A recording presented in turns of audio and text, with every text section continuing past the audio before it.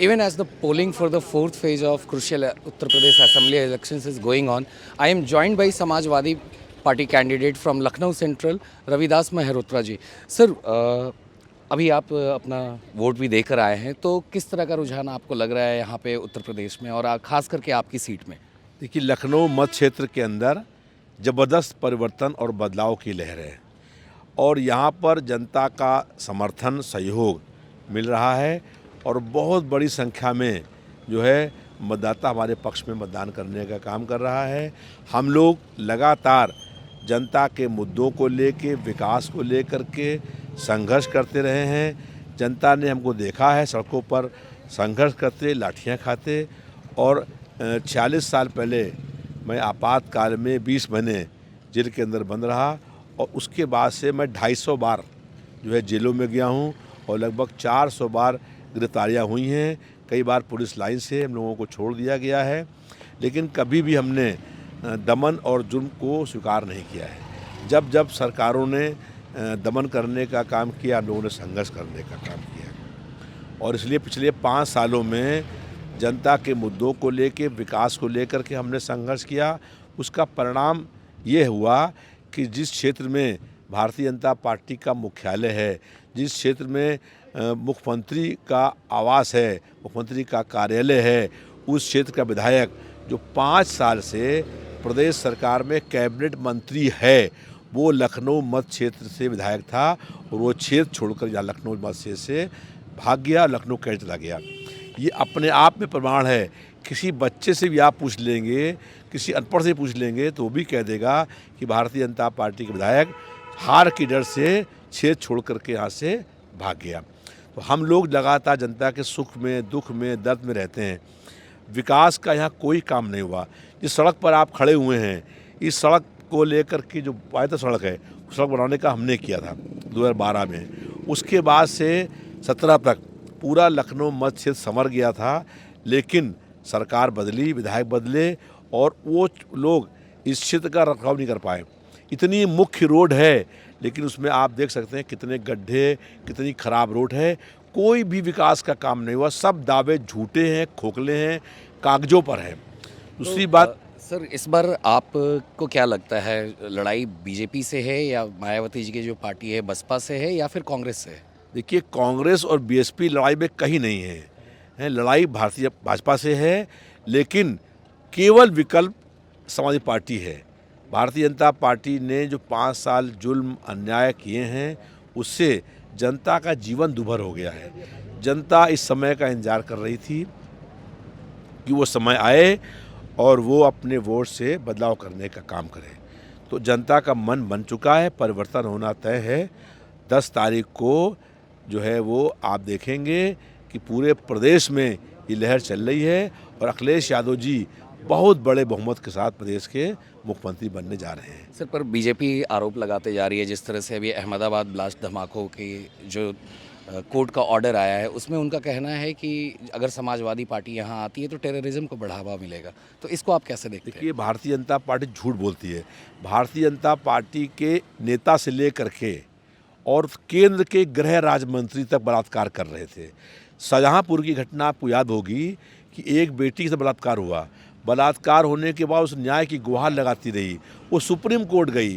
Supreme court ने SIT जांच के आदेश किए और सुप्रीम कोर्ट की एसआईटी जांच के बाद जो है चिन्मयानंद बलात्कार के आरोप में गिरफ्तार हुए, 1 साल जेल में रहे। दूसरे केंद्रीय गृह मंत्री जो वर्तमान में गृह मंत्री हैं, उनके नाम से गाड़ी से उनके बेटे ने 5 लोगों की हत्या एक साथ करने का काम किया। बताइए, हत्यारे कहाँ हैं? भारतीय जनता पार्टी में। बलात्कारी कहाँ हैं? भारतीय जनता पार्टी में। और फिर आप मालूम करिए, जो इस क्षेत्र का विधायक चुनाव लड़ रहा है भाजपा का, उसके गोदाम पर एफसीआई ने छापा डाला। गरीब जनता को बंटने वाला जो अनाज था वो उसके गोदाम में मिला और उसी गोदाम में जहाँ पर एफसीआई ने छापा डाला, सैकड़ों बोरियां बरामद करी। एफसीआई सेंट्रल गवर्नमेंट का डिपार्टमेंट है और उसने मुकदमा कायम किया। ऐसे लोग जब सरकार बनेगी हमारे, तो जेल के पीछे होंगे जिन्होंने, इससे बड़ा कोई पाप, इससे बड़ा कोई गुनाह नहीं है कि जो मासूम बच्चों का खाना आए, राशन आए, उस राशन को मतलब वहाँ से चोरी करा करके, मिल बांट करके उसको बाजार में बेचने का काम हो। मैं समझता हूँ इससे जघन्य अपराध कोई नहीं है। और अगर इसके बाद भी कोई भाजपा वोट देता है तो इसका मतलब उनको वोट दे रहा है जिन्होंने गरीब मासूम बच्चों के निवाला छीनने का काम किया है। तो वहाँ काला बाजारी है। आपको ध्यान होगा कि जब यहाँ पर कोरोना काल चल रहा था तो कोरोना में लोगों को ऑक्सीजन नहीं मिल रही थी और ऑक्सीजन ब्लैक हो रही थी। 500 रुपये का सिलेंडर बिक रहा था 25,000 रुपये का। कौन ब्लैक कर रहा था? एक आदमी गिरफ्तार हुआ। क्यों गिरफ्तार नहीं हुआ? क्योंकि वो ब्लैक मार्केटिंग का काम भाजपा के लोग कर रहे थे। आपको मालूम होगा रेमडेसिविर इंजेक्शन जो 700 रुपये का था बिक रहा था 30,000 में, 40,000 में। कौन बेच रहा था? क्यों एक आदमी गिरफ्तार नहीं हुआ? क्योंकि वो सब जो है उस समय जब हम लोगों को ऑक्सीजन दिलवा रहे थे, जब उस समय जब हम लोगों को अस्पताल में भर्ती करवा रहे थे, बेड दिलवा रहे थे, उस समय भारतीय जनता पार्टी के लोग इंजेक्शन का ब्लैक करने का काम कर रहे थे और एक भी आदमी गिरफ्तार नहीं हुआ। जो कोरोना काल के बाद 6-7 महीने बीत गए, बताइए ये सरकार है जिस सरकार में ऑक्सीजन के लिए तड़फ के लोग मर गए, लोग एड़ी रगड़ रहे थे और हम लोग देख रहे थे, लेकिन हम लोगों ने ऑक्सीजन उपलब्ध कराने का काम किया।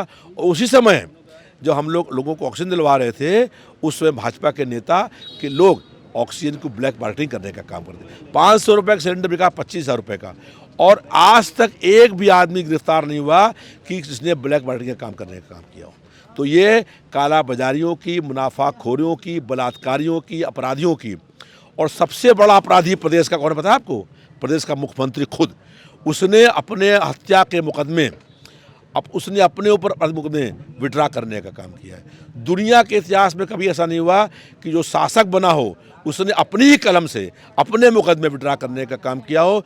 जो प्रदेश के मुख्यमंत्री ने अपने हस्ताक्षर से अपने आपराधिक मुकदमे विड्रा करने का काम किया है। हमारे ऊपर 400 बार हम गिरफ्तार हुए हैं और आज से 46 साल पहले हम 20 महीने आपातकाल में जेल के अंदर बंद रहे। हमको प्रदेश सरकार में, उससे पहले मुलायम सिंह जी सरकार में बनाया गया लोकतंत्र सेनानी, हमको पेंशन मिलती है जेल जाने की और 250 बार हम जेलों में गए हैं। लेकिन हमारे मुकदमे चल रहे हैं, 22 मुकदमे हमने आज भी मेरे ऊपर चल रहे हैं। सारे मुकदमे धरना, प्रदर्शन, आंदोलन, सत्याग्रह के हैं और हमने कोई मुकदमा अपने सरकार में विड्रा नहीं कराया। जितने मुकदमे विड्रा हुए सब कोर्ट में विड्रा हुए। लेकिन मुख्यमंत्री ने अपने आपराधिक मुकदमे जिसमें उन्होंने हत्या के मुकदमे तक हैं उसको विड्रा करने का काम किया। तो हत्यारे, बलात्कारी, काला बाजारी करने वाले, मुनाफाखोर, ये सब भारतीय जनता पार्टी में लोग हैं और ये अपने ऊपर जो आरोप हैं उसको छिपाने के लिए हमारे ऊपर आरोप लगाते हैं। जिनके घर शीशे के होते हैं वो औरों घर पत्थर नहीं फेंकते। So this was Samajwadi Party candidate Ravidas Mehrotra, who clearly said that he is hopeful of winning from the prestigious Lucknow Central seat, and even the sitting MLA from this seat and cabinet minister in the UP government, Brajesh Pathak, has to switch the seat from Lucknow Central to Lucknow Cant, fearing of the defeat for the New Indian Anand Singh. For more such fine stories and video reports from field, subscribe to our channel, The New Indian.